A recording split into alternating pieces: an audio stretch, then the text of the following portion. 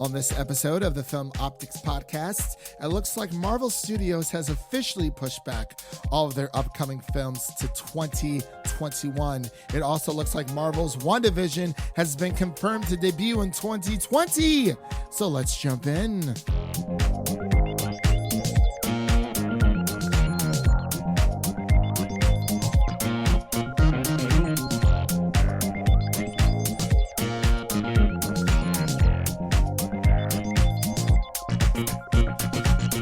Hello, everyone, and welcome back to Film Optix, brought to you by the Drive-In Podcast Network, where we bring you the headline hot takes of entertainment news.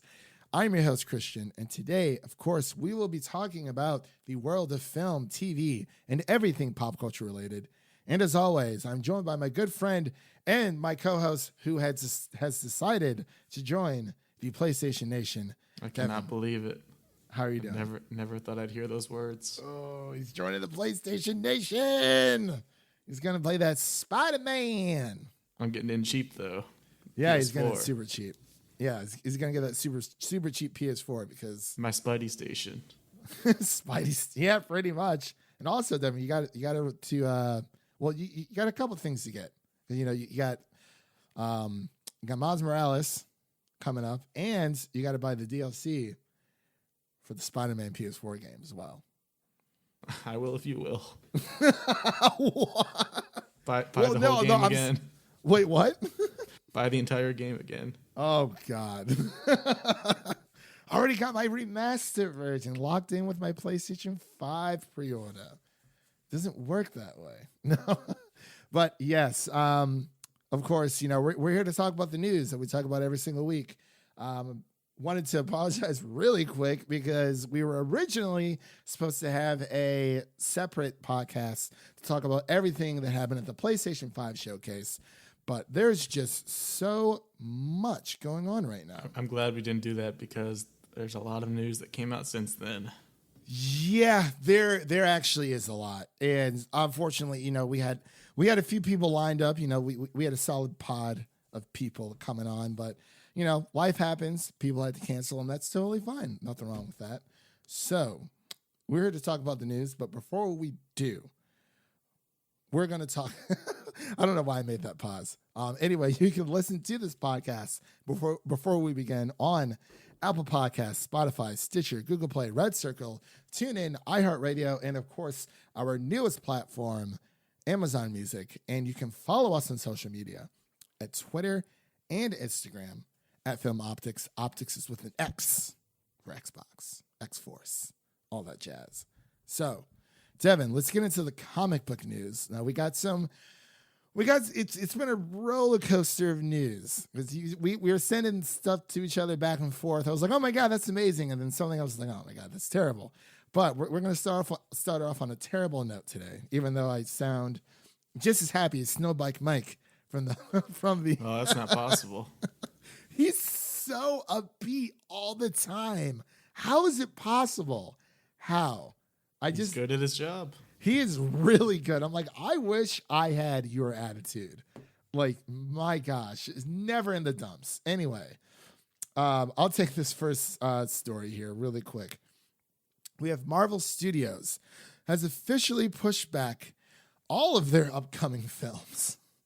That includes Black Widow, which is now going to be has been moved to May 7th of 2021. Shang-Chi has been moved to July 9th of next year. And then Eternals, not just Eternals. It's cleaner that way. It's going to be pumping out next November 5th.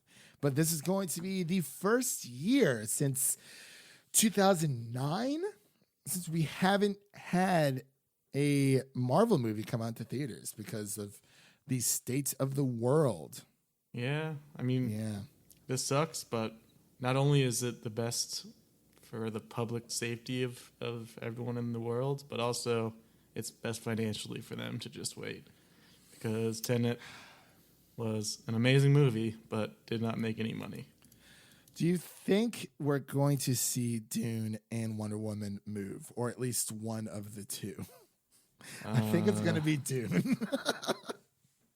To be honest. Probably. There's no reason not to be honest. Like, why rush it out? I mean, what do you gain from putting it out this year? The only way you could push it out is if you stick to the VOD method. I'm more so wondering if Bond's going to push back again, because what is it, the third or fourth time, and they've already spent so much money on marketing. Same with Wonder Woman though. This is like the fifth or sixth time, so it's like, what's going to happen? I don't know. I would be willing to bet that Dune definitely gets pushed back, and then the other two, it's up in the air. Till when do you think Dune would be pushed back? Hopefully next year, no later. I've seen a lot of people on Twitter saying it would be like a nice spring release, like that one big movie that everyone can see during that time right before the summer hits. I'm like, maybe I could see it there. Definitely wouldn't pump it out in like January or February because nobody's going to go see it at all. So maybe like a good March, April release date would be pretty good. It doesn't really feel like a summer movie. I guess if they wanted to push it back to next December, they could, but like that would really, really suck. But it would give people more time to read the books. So there we go. All right. Speaking Devin. of MCU, yeah, we might not be getting any movies this year, but we will be getting an MCU project. Which one? Is it? Marvel's WandaVision has been confirmed for this year. WandaVision really just came up on Falcon Winter Soldier and said on your left. Did you see how many views the trailer got? It got more than the Avengers Infinity War trailer. That's a lot. On YouTube. People are missing the MCU. That is insane. Like, yeah. And the trailer was really good too. Like, it looks like crazy, like wacky, like something that's very new for them. Yeah, like I'm on board. Like out of Falcon Winter Soldier, Loki, and WandaVision has always been top of my radar. I'm like this. It looks strange. Hopefully it'll tie into Doctor Strange Multiverse of Madness. So we have that going on. So it's like it just looks fantastic. I've watched it a few times myself. So I'm all there for it. Like 100%. Just give it all to me. Elizabeth Olsen, yes please.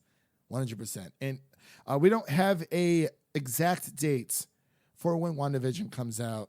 It was rumored that it was supposed to come out the same day as Mandalorian, which that makes no sense. Yeah, 0 sense whatsoever. But we know Mandalorian's coming out October 30th. See, another reason, Devin, we talked about this during our Monsterland review. Another reason why October just push by it. I want Mandalorian. I want WandaVision. I want all of it. It's just there's these extra 31 days that just don't need to be there. Just throw it out. That's all I'm saying. Yeah. But our next bit of news here, we have the Suicide Squad spin-off series, Peacemaker, starring John Cena.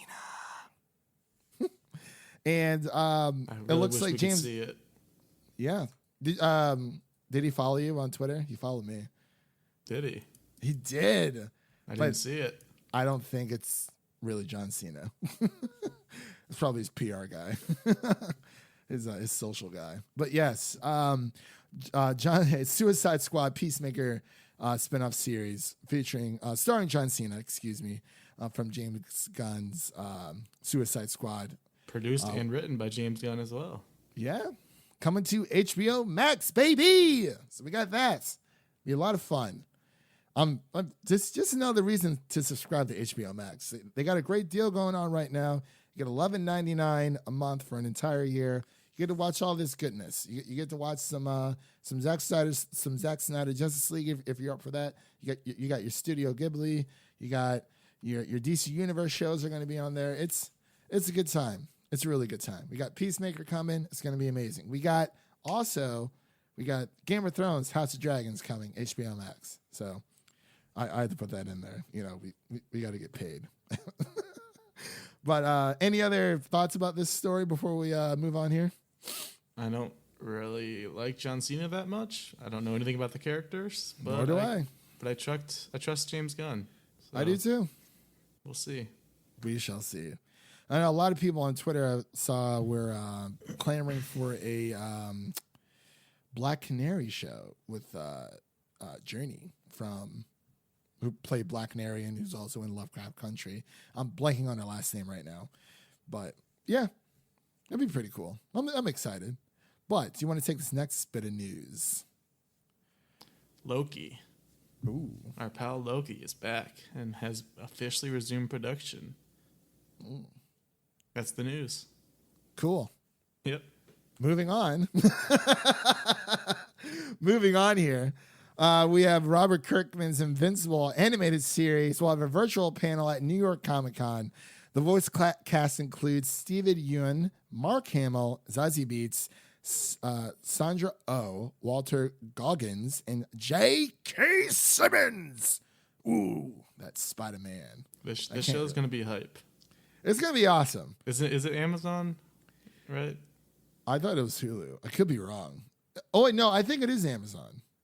Yeah, and we have some Amazon news in the gaming realm later on, too. That's going to be some weird stuff. I think it is Amazon. But yeah, it is Amazon. I'm like 98% sure. But yeah, that's pretty much the news there. I didn't really find a link, so yeah, let's we'll get more info during their panel, maybe. Yeah, hopefully. All right, I'm gonna take this next one and attempt these names. Usually you get stuck with them. Hey, I had to plan it out. I'm like, all right, if I take this one, we're going alternative here. I'm like, oh, perfect. I'm like, all right, no, go ahead. All right, so Ms. Marvel has found their directors. Ooh, directors. The list includes Adil El Arbi, Bilal Fallah, Sharmeen Obaid Chinoy, and Mira Menon. Ooh, I like that, Devin. I'm going to give myself an A there. I'm gonna give you an A+. And I want all of them to reach out and tell me if I got it correct or not. Let's give us Blu-ray copies for Miss Marvel series, please. Just right off the bat, right off the press. So the first two names, those guys are the ones that directed Bad Boys for Life. We've known about this for a while now. I think that came out like a few months ago that they were looking to get into the MCU, and they landed on Ms. Marvel. It's a good match, I'd say. Yeah. And then we got Mira Menon. Under her belt, she's got The Walking Dead, The Punisher, and Titans. So pretty decent. 2 out of 3. If that. Yeah, you're right. and I think that's it, pretty much, for Miss Marvel for Life. Yeah. All right. Well, that pretty much does it for comic book news. I don't think there was anything else. I think there was something about J.K. Simmons was like officially a part of Spider-Man 3, but no one's really like. He said he can't really talk about much, but yeah, he'll be back. Hopefully, he'll be back. Yeah. He'll be back. It's fine. But let's move on to the new normal section here. We had the Emmys that happened this. You mean the Schitt's Creek Awards? Yeah, the Schitt's Creek Awards. Yes, Devin. They oh my gosh, they swept house. They won the first 6, right? And then 12 Did you watch or something? No, I didn't watch any of it. I watched the majority of it. And then I was like, oh, I gotta go to work, so I went to bed. So but just to name off a few of I'll just name off the winners really quick. For drama series, Succession won for HBO. Supporting actress in a drama series, we have Julia Garner from Ozark. She took it home there. Supporting actor in a drama series, Billy Crudup from The Morning Show. Ooh, won. Wow, there we go. Directing for a drama series, we have Andrei Parek from Succession. And Hunting, I'm not sure if that was, I think that's the episode that she directed. Yeah. Or he, I really don't know. Writing for a drama series, we have Jesse Armstrong for Succession. I need to start watching Succession again. Everyone wants to watch it. I feel like the more people watch it, it makes me not want to watch it because it's like one of I didn't start watching Stranger Things until after Stranger Things 1, like Stranger Things 2 was like a thing. And I was like, okay, I guess people are like, really liking this show. I guess I was one of those bandwagon guys. I don't know. But maybe I'll check it out. Well, I'm watching Euphoria right now. And speaking of Euphoria, lead actress in a drama series, we have Zendaya. The most pleasant surprise. She has a last name, and they mentioned it like once. I think it starts with a C. I can't remember. I think it's not Carter. It's like Cameron or something. I don't know. I can definitely find that out. Anyway, did you see on Twitter that there were like different accounts and like publications saying that it was like the biggest upset of the night, and then a bunch of Zendaya stands were pissed off, saying, "I'm not upset." Like that's not what upset means here, buddy. Yeah, it's a different meaning. I saw that. Yeah, definitely a different meaning. But that show is, she deserves it. I'm on episode 4, Devin. I've been watching a lot. I had to take a break yesterday, but had a few things to do. But how's it compared to your high school experience? Mine's much better than the things happening there. But it's great. It is wow. I'm actually mad that I waited this long to watch it because it's been on my list, and I was like, all right, I don't really have anything to watch right now, so let's dive into something new. I was like, Chernobyl. I'm like, yeah, I'll get to Chernobyl, but I'm like, ooh, Euphoria. You know what? Zendaya won. Let's see what all the hubbub's about. So anyway, moving on. Yeah, there's a lot more awards, so I guess we can just name off. The bigger one. We got a quick Jeremy shout Strong for Succession and lead actor in a drama series. We have Watchmen, one limited series. Of course, I still need to watch that. It's so see that's the show you need. It is very, very nice, easy 10 episodes. Yahya Abdul Mateen II won for Watchmen and supporting actor in a limited series. Yeah.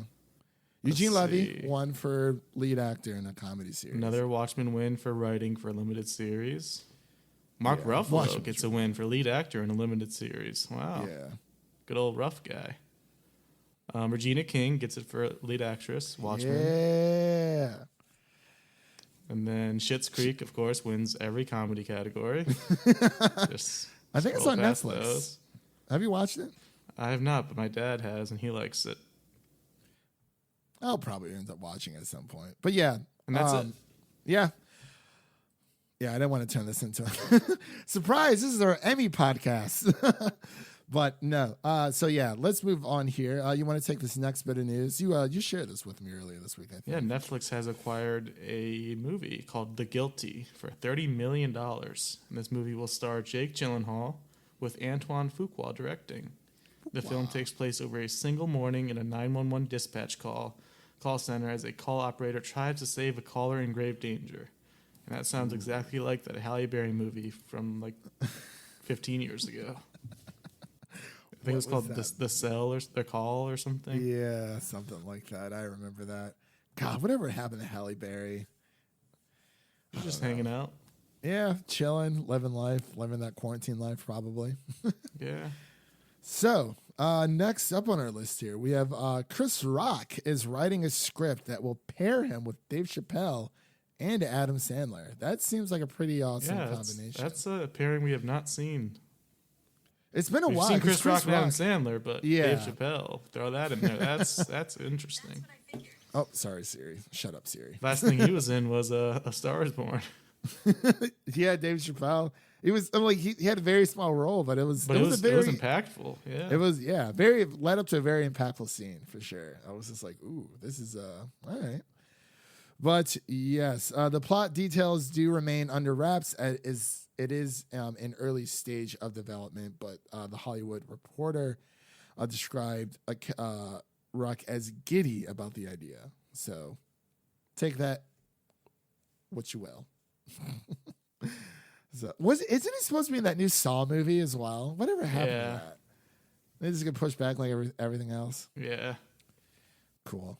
All right. So we have John David Washington for our next story. Mr. Washington wants to do a Tenet sequel. He says, I hope we get to explore more because I think we found something really unique. I hope so too, but I'm not going to get my hopes up. I don't think Christopher Nolan's much for sequels. He did the Batman trilogy, but that was because he was under contract. Batman. Yeah, that is true. I don't see him doing a sequel for one of his own movies. Yeah. Apparently, the Batman's a trilogy. Apparently, we've talked about that. Yeah. I don't know what happened there. Like, I don't know where someone's just like, oh, the Batman trilogy. I'm like, wait. No one said anything about a trilogy here, but we'll just have to wait and see. Anyway, I want to take this next bit of news. Ryan Johnson is talking about the Knives Out sequel, although he does not want to call it a Knives Out sequel. He says, it's not really a Knives Out sequel. I need to come up with a title for it so I can stop calling it the Knives Out sequel. Because it's just Daniel Craig as the same detective with a totally new cast. Ooh. So yeah, they should call it like Knives Out to the donut hole within a hole. Within a There's donut. a hole within every... That was such a great analogy. I was like, oh my gosh. I want to watch his character is so good. So him being in the sequel is so perfect. We need to watch this during Thanksgiving. It's like the perfect... It's like the only Thanksgiving movie. Yeah. I definitely want to watch it for Thanksgiving this year. It's just so... It adds that vibe, the look, the fall wear, the house, just everything about it. So, yeah. That'll be really awesome. Anyway, moving on here. Bella Thorne's revenge thriller girl lands lands a screen media. Sorry, I zoned out there for a second. Do you actually want to talk about? I really don't know what this is about. Well, I was just gonna say it's not much of a hot take right now, but Bella Thorne sucks for what she did on OnlyFans. I don't know if you're familiar. I'm not familiar, actually. But she basically inflated the prices so much for OnlyFans that it affected the entire community as a whole and stopped people from getting paid. Wow. And then she walked away with like $2 million. How did she do that? Yeah, just being awful. That is terrible. Wow. Well, that sucks. Like really. Also speaking of Bella Thorne, I actually watched the Babysitter 2 last week. Oh, is she in it? Yeah, the whole crew is back. Oh, the whole crew's back. Oh, yeah, okay. even a certain special someone. Now I want to watch it. I got to watch it for you first. It was actually entertaining. Was it? Okay. Maybe we can review it. I don't know. I know we were thinking about it, and I was like, it's Halloween. Well, not yet. Still September, people. Still September. Just want to let you guys know. Still September. Anyway, Family Guy is for our next news story here before we get into some gaming stuff. Family Guy and Bob's Burgers have been renewed for 2 more seasons by Fox, a.k.a. their Disney overlords. Huh? Family Guy going strong still. Yeah, I'm actually watched really an episode surprised. in probably 10 years. I haven't watched. Yeah, it's been a while for me too. Like, if there is something Family Guy I'll look up, it's just like a random clip online to show somebody something. I do want to watch that quarantine episode of was it South Park that's supposed to be airing? I don't know if it has already. It might have, knowing my luck. But Bob's Burgers as well gets that. I've never watched it. Bob's Burgers is really good. It's been a while since I think I stopped after like season 2 or 3, but only because I think I was waiting for the next season. And then I never got around to it. So, but it's really good. I like it a lot, for sure. It's good stuff. I think it's on Hulu. I'm pretty sure that's where Disney dumps all their mature content anyway. So, all right, it's time for some games.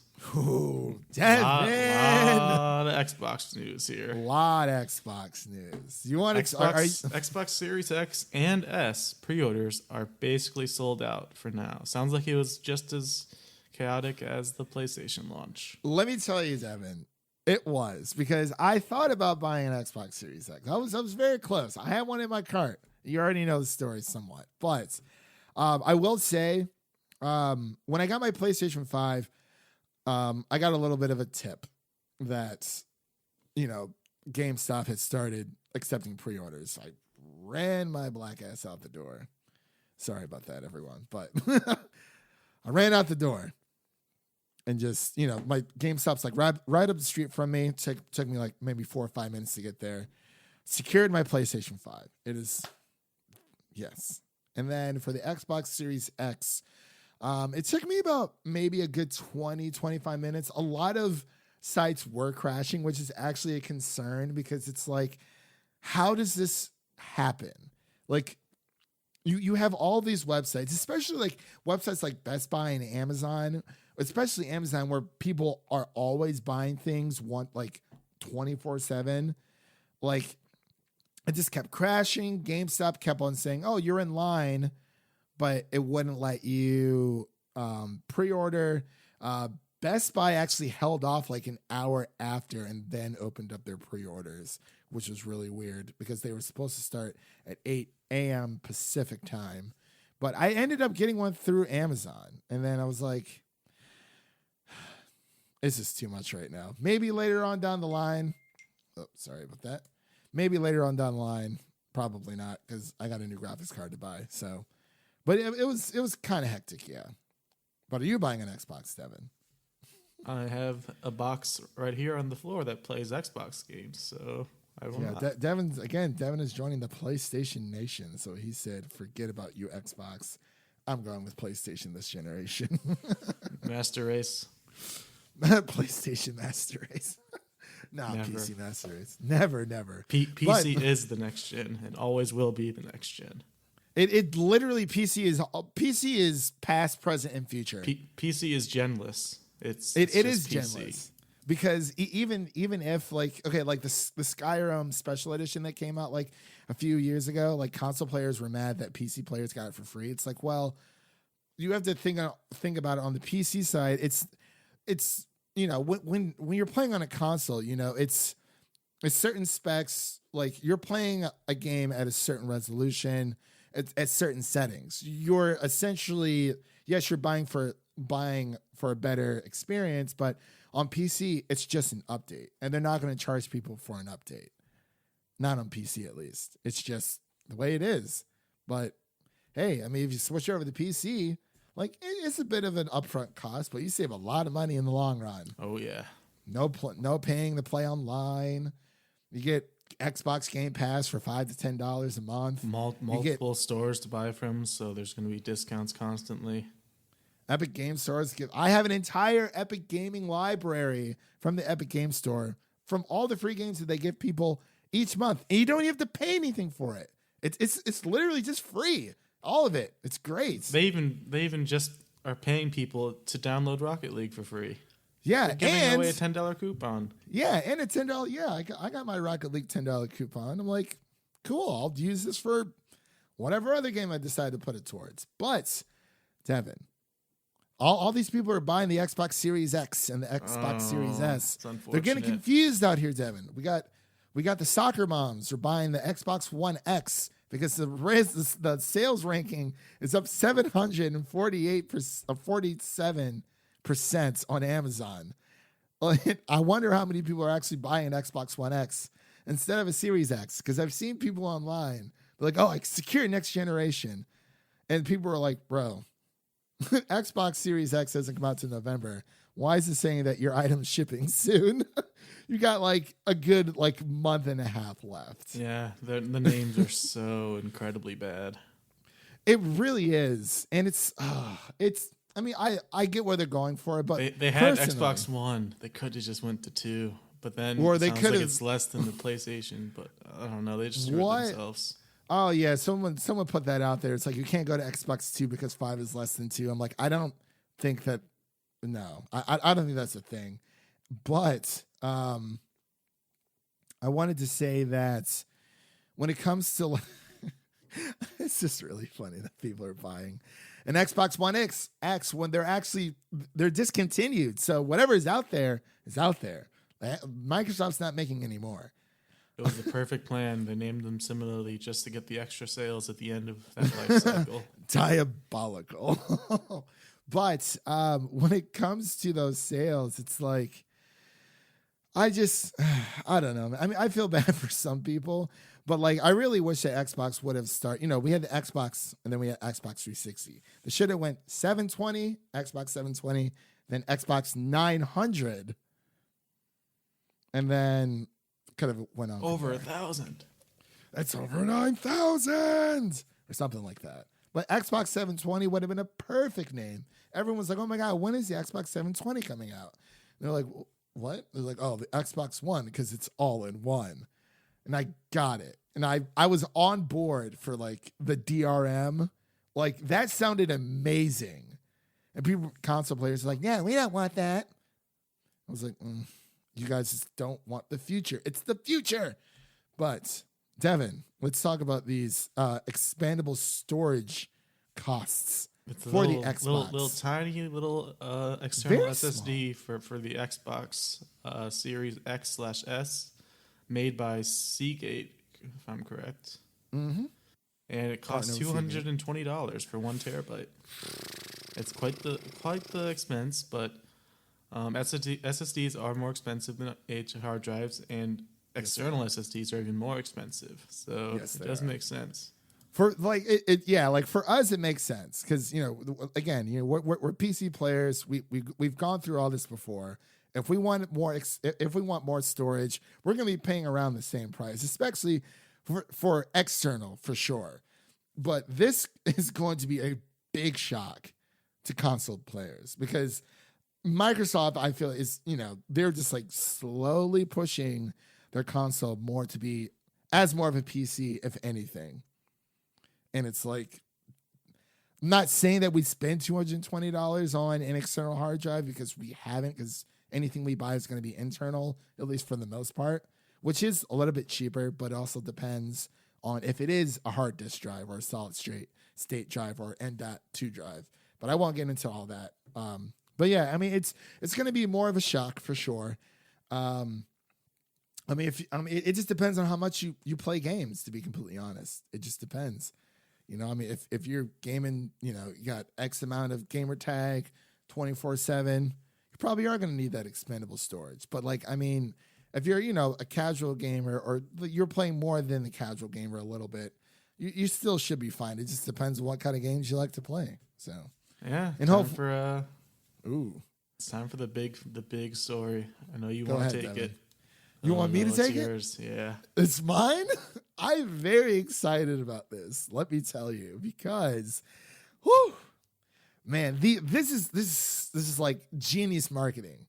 The day before the Xbox Series X and the Xbox Series S went live for pre-orders, Microsoft just went up and knocked on Bethesda's door and said, "We would like to purchase your company and all of your IP, please." We'll have one Bethesda, please. Well, one Bethesda with some ZeniMax on the side, please, for $7.5 billion. Yes. Devin, and for reference, I saw somewhere that said the profit for Sony's gaming division is about $8.3 billion. So for around the same cost as Sony's entire gaming profit, Microsoft bought an entire company. That's insane. This makes you think why they didn't just buy Sony. No, I'm sorry. Obviously that would never happen. But who knows? But honestly, someone's got to take down Nintendo. Yeah. Is it Sega? Well, I don't know. Well, Sega tried. They could be buying Sega next. We'll see. They could. Yeah, they definitely could. But really quick on the Bethesda thing. It's crazy because I think Disney bought the Star Wars property for around $4 billion. Yeah. And it's like, it's just crazy to think. It's like, wow. That's a bargain looking back at it. Yeah. And I think they bought Marvel Studios for around the same, as much as they paid for the Disney property, or sorry, for Star Wars property. Disney did, but this is just great. I wanted to clear something up. So, Phil Spencer did come out and say, this is a very vague message, by the way. Bethesda's still making the same games that they were making yesterday. Todd Howard and Pete Hines and all of them came out and said that. But Bethesda games will come to other consoles on a case-by-case basis. But we really don't know necessarily what that means. I mean, Xbox has to recoup that money some kind of way. And we just got word today that Doom Eternal is coming to Xbox Game Pass.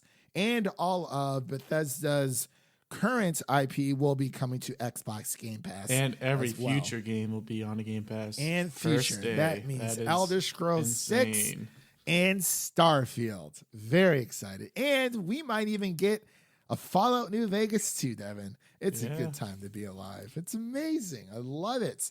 But to put into perspective, there are a few of the, like it's Bethesda and ZeniMax. So for reference, oh my gosh, I would have to go to Xbox's page to look this up really quick. It's like a crap ton of studios, dude. It's insane. They added 8 more, so they have 23 total under the Xbox brand. Yeah, they're doing really good in Japan too, man. Apparently, Xbox Series S's and X are sold out in Japan for like the first time. So like the really quick the purchase, Xbox buying Bethesda, it makes up of like Bethesda Studios, id Software, ZeniMax Online, Arcane Studios, Machine Games, Tango Gameworks, Alpha Dogs, Roundhouse Studios, Elder Scrolls, Fallout, Doom, Dishonored, Prey, Rage, Quake, Starfield, all that jazz. That's a lot. It is a lot, and I mean they got to recoup that money somehow. They got to recoup that money. I think they're gonna have the major, like giant, huge games like Skyrim and Starfield be on multiple consoles, but then they'll probably keep the smaller ones like the Prey, Dishonored, maybe Doom.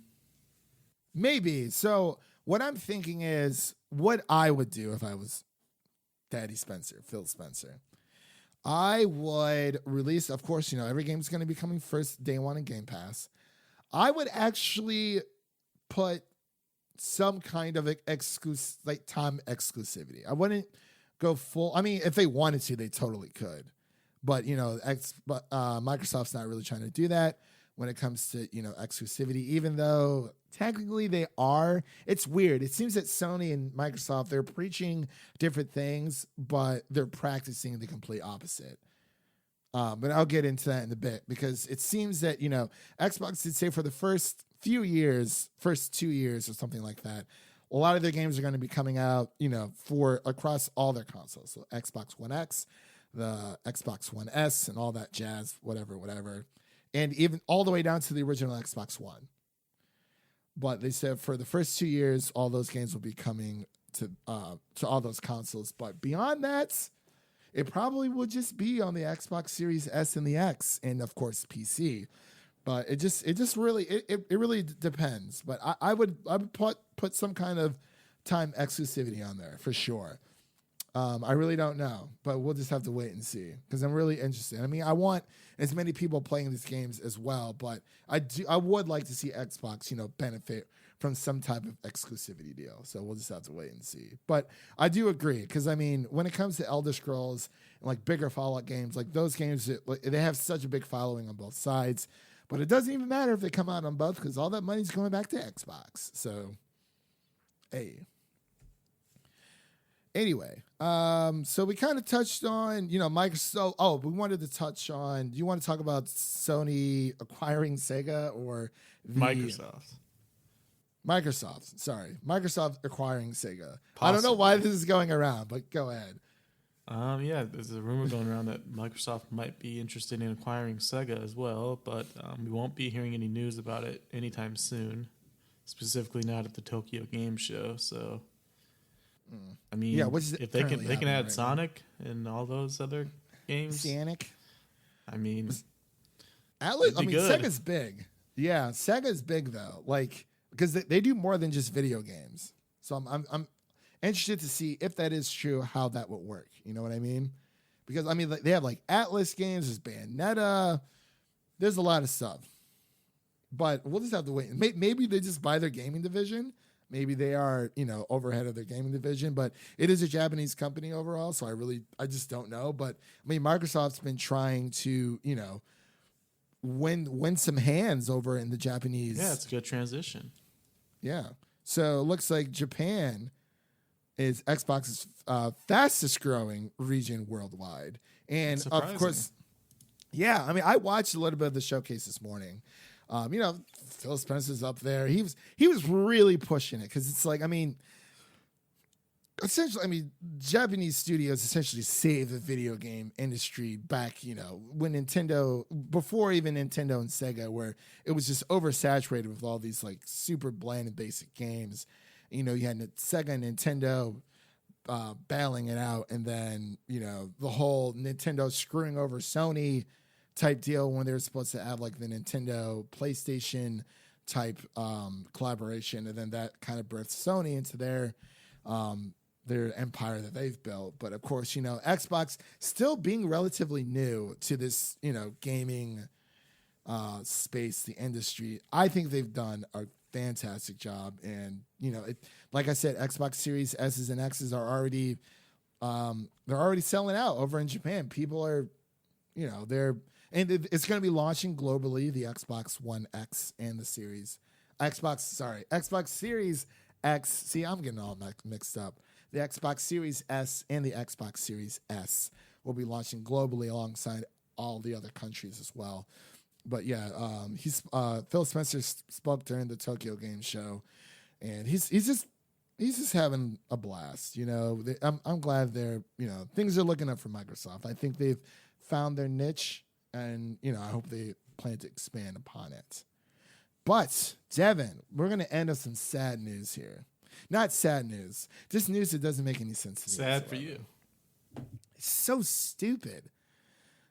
All right, so earlier this week, of course, about 2 weeks ago, we learned that, Sony's "we believe in generations" whole, marketing spiel is like a complete lie, because we later found out after the PlayStation 5 showcase that games like, I think Horizon Zero Dawn of Forbidden West, Spider-Man Miles Morales, and Sackboy's Big Adventure will not only be coming to the PlayStation 5, but they're also going to have PlayStation 4 version. So much for the whole "we believe in generations." But I mean, it is what it is.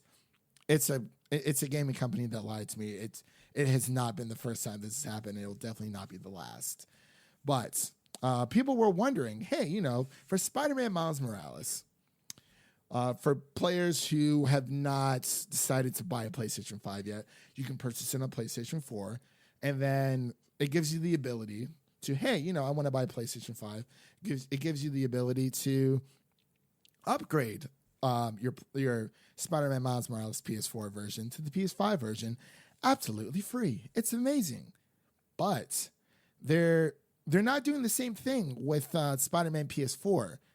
So Sony has confirmed that there is no free PS5 upgrade for PS4 Spider-Man players, which really sucks, because it seems right now the only way to buy the remastered version of the PS4 Spider-Man game is if you buy the PS5 Spider-Man Miles Morales and the remastered bundle together for $70 or $80, $70, yeah, because the game standalone for Spider-Man Miles Morales is $50.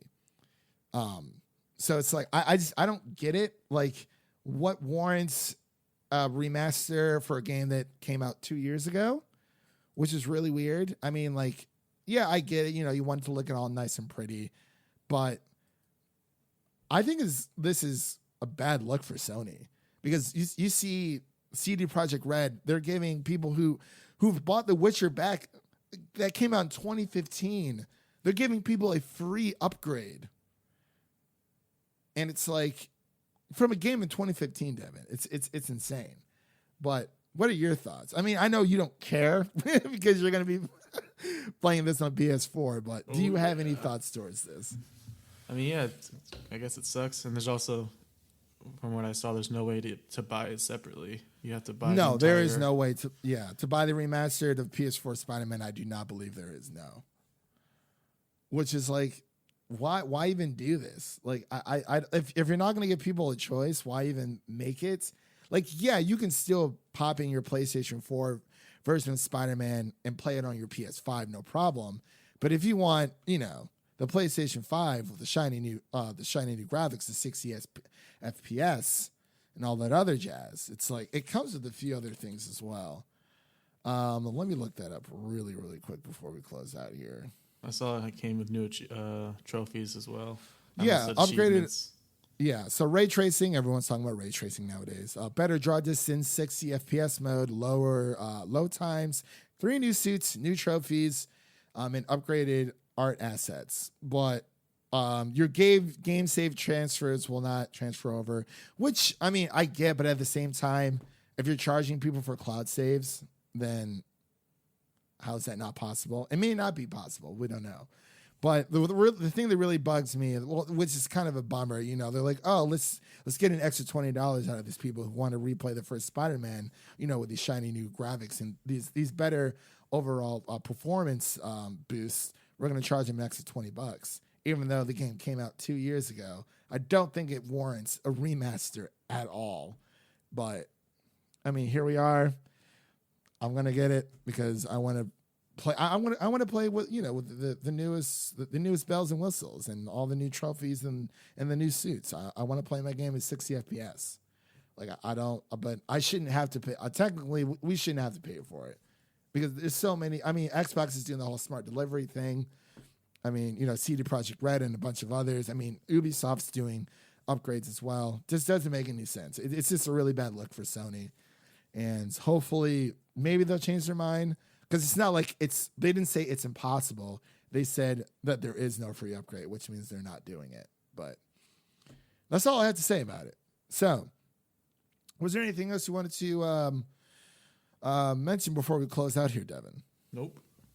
Cool. So that pretty much concludes our episode here. Nice our and new short. show. Nice and short. Around, 46 minutes. That's actually really short.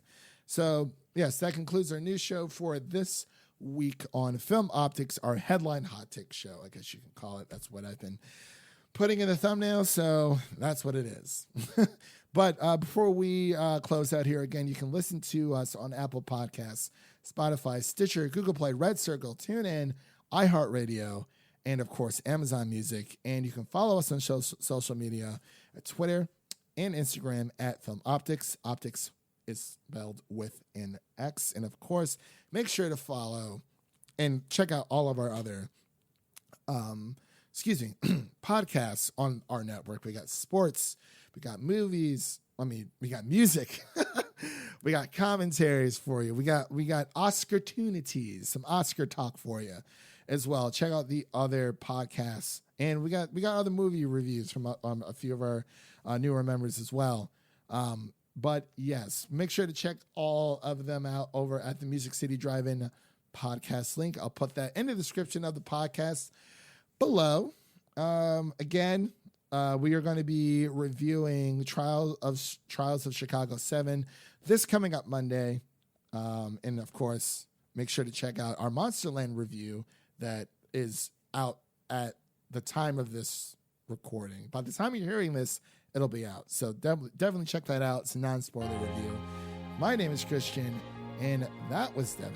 And we will see you guys on the PlayStation Nation. Peace.